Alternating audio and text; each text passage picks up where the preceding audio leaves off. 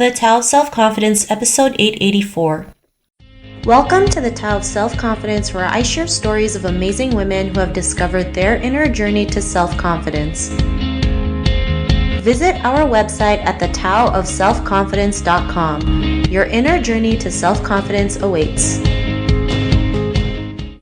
You can now purchase The Tao of Self-Confidence, a guide to moving beyond trauma and awakening the leader within on Amazon, Barnes & Noble's, Walmart, Indigo, and other major book retailers. Get your copy today. Well, hello, friend. Welcome to The Tao of Self-Confidence, where I share stories of amazing women who have discovered their inner journey to self-confidence. I'm your host today, Sheena Yap Chan, and today I have an amazing lady on the show today. She is the Vice President of Consumer Product Supply Chain and Operational Efficiencies, and I'm super excited to have her on the show today to talk about confidence and sharing her story. So without further ado, I'm going to introduce you to Rachel Kutz. Rachel, how are you today? Maybe you can fill in a little bit more about yourself to the listeners.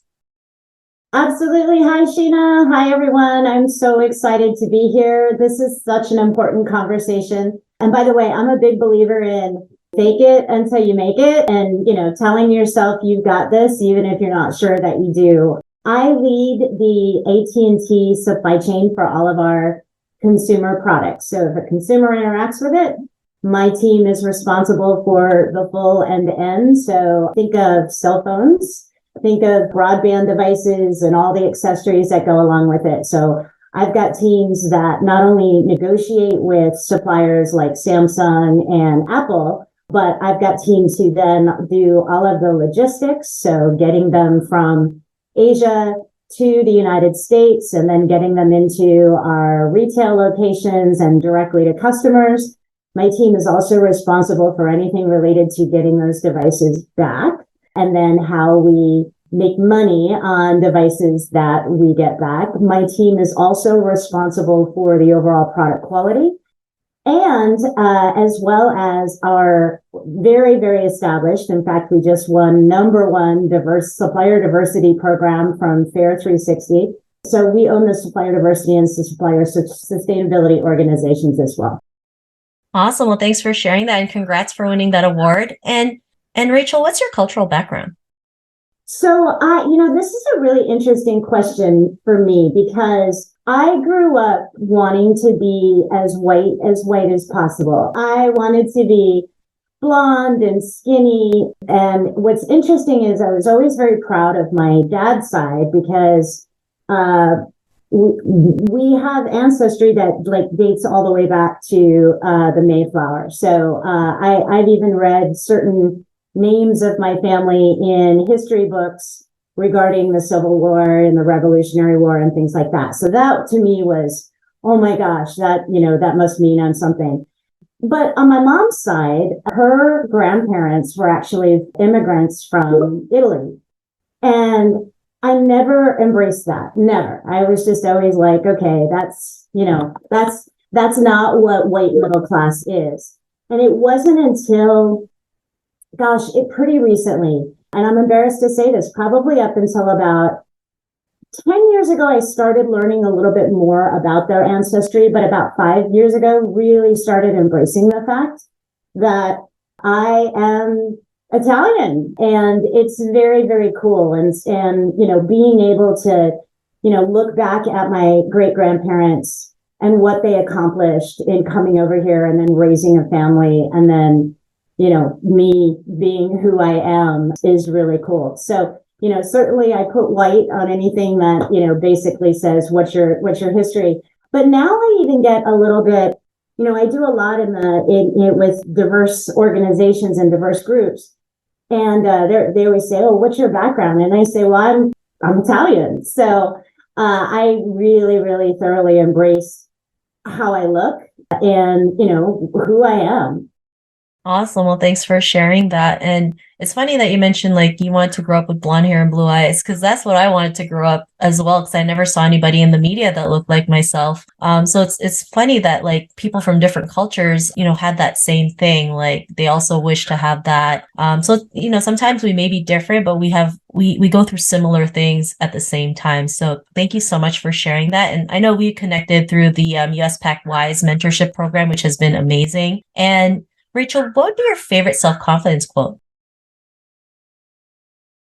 So it's from Yoda, and it's there is no try, only do. And I love it, A, because I'm a huge Star Wars fan, B, because I just love the way Yoda says it. And, his voice is always in my head as I think about it.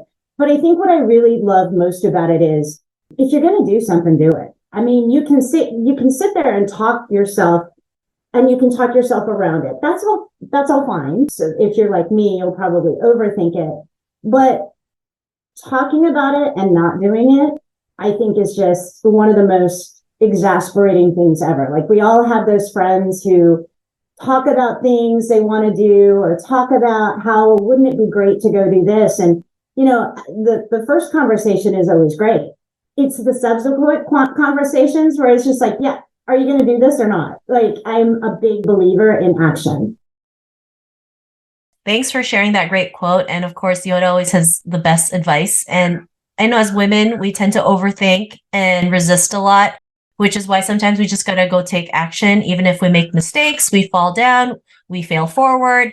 That's how we get the results and build the confidence. So thanks for sharing that great quote. And in your own words, how do you define self-confidence? Self-confidence to me is just this innate understanding and belief that you can do it. Now, I think there's a lot that can get in the way of that. And, we just talked about, kind of the talking yourself out of it. But I just truly believe that if I put my mind to something, I can do it. Now, that doesn't mean it may not require practice, or it doesn't mean that it may not require special skills or training. But I think I have my parents so much to thank for this. But I just, now there may be things I don't want to do, but I think I just have this innate belief that whatever it is I want to do, I can do. Thanks for sharing that great definition. And Rachel, what was your life like before you discovered self-confidence? Well, it's interesting because, I recently, my mom passed and I didn't have the greatest relationship with her. And my dad asked me to do a eulogy, which at first I thought, oof.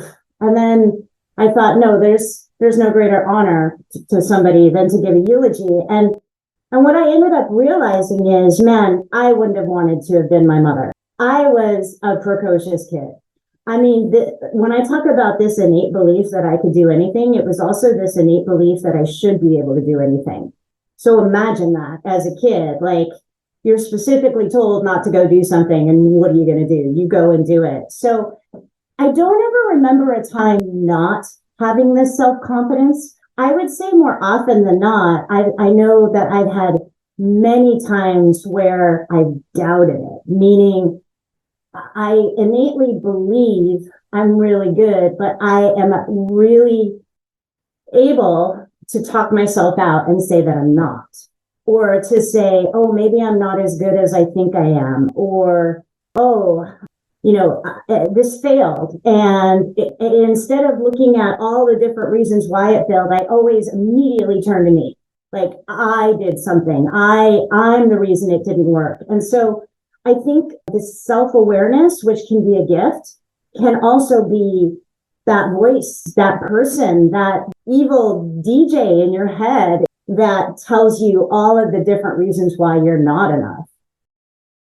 Thanks so much for sharing that. And that's so true. We can be our biggest enemy, right? We can talk ourselves out of anything, especially as women. We tend to overthink. We always tend to feel like we're not worthy or not good enough to just take that first step. And that can really, take a toll on our confidence. And I was just curious, what was that point in your life when you realized you were more than enough to go out there and be who you are today, especially, being a woman in corporate, being in a high corporate role? It's not always easy, of course. But what was that reason? What was that aha moment that made you realize you can do it? You're just going to make it happen.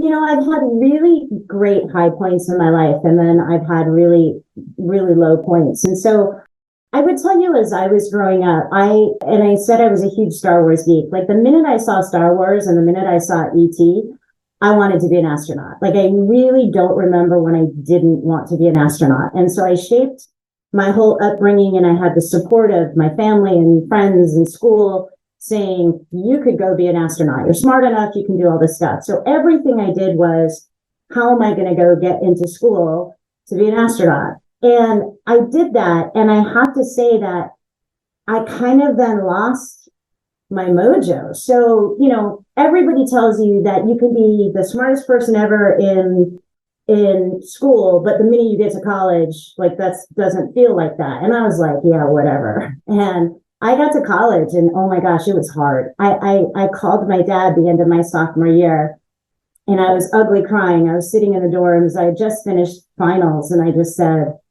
I can't do this. And he was like, what's going on? And I just said, this is really, really hard, like super hard. And my dad, who's great, basically said, okay, well, what would you do instead? And I said, I think I'm going to switch to physics. And he did kind of laugh out loud and he said, well, why? And I said, well, because I really like physics. Why? Because I'm really good at it. And he's like, okay. He said, just promise me you won't do anything for 2 weeks. Just think about it for 2 weeks. And I did, and I went, oh no, I'm doing this. I am doing this. This is what I have always wanted to do.